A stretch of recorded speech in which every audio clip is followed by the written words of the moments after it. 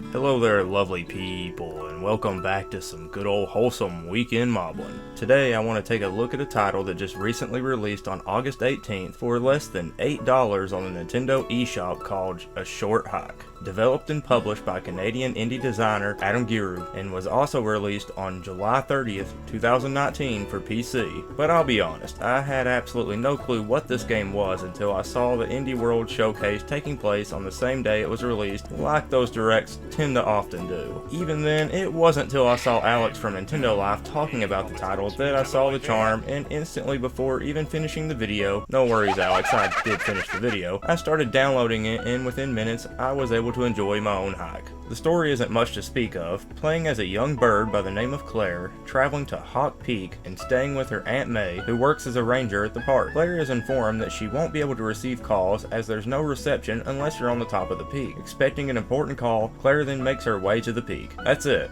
Short and simple, much like the gameplay to follow. You'll notice right away this looks just like it would fit right at home with the original DS, right alongside of The Legend of Zelda Phantom Hourglass and Spirit Tracks. I think this is one of the things that most caught my eye, and if they would have went with a different style, I wouldn't have cared near as much as I do now. It plays nothing like said titles though, and more like a 2D Breath of the Wild. Yes, I see the irony in that, and yes, I would love a 2D style Zelda, but with the gameplay of Breath of the Wild now. That being said, let's get back to our hike. Much like the stamina meter from Breath of the Wild, you'll be using golden feathers located throughout the mountain and from a local center, and at a high price from a guy offering them for 100 coins apiece. That once you've bothered him enough, he will reveal that he needs the money in order to pay off a student loan. These feathers are very important as you will need them to jump more times, and also in order to climb higher. Keep in mind the higher you go, these will freeze, meaning once used in that area, you can't refill them unless you find a hot spring. These are set up cleverly so that you have to platform your way through the mountain and use them wisely. Things like water buckets can be used to make jump pads, much like the 64 Zelda titles, and jumping on them is a ton of fun. Speaking of fun, the way this game controls is perfect, and it, along with the music, just make this game fun every minute. The flying mechanics just feel nice, and I could seriously fly around this mountainside all day. You can find seashells along the beach lines and coins throughout the hillsides. While traveling along, you'll notice the music change as the weather does, along with the time of day. This is a great touch and something I really appreciated. Mark Sparling, other works being the likes of the Shantae series. I hope to see more of your work in future titles because this music is sure to stay in my head for years to come, and I'll be sure to enjoy some future hikes just to enjoy this music more and more. From awesome graveyard themed areas to the likes of autumn inspired scenery, this game, though a short one, offers a lot to see here. Many might already know that I have a thing for both scenery that I just mentioned, so of course I was a sucker for these locations. Between parkour racing and finding a new headband in exchange for a pair of running shoes, there's a number of side quests to distract you on your way to the top. I've seen a lot compare this title to Animal Crossing, and I can see why that is. Everyone is a chubby animal, and the fishing, well,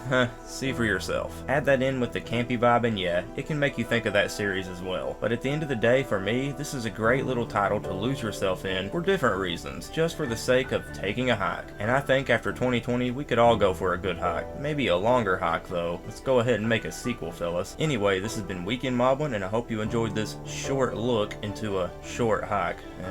God, shoot me. While I have you here, I wanted to say that Metroidvania will return on a later date. Sorry for anyone that was expecting the next two parts anytime soon, but I think it's just best to hold on to them for later. With that being said, stay awesome, and stay tuned till next time.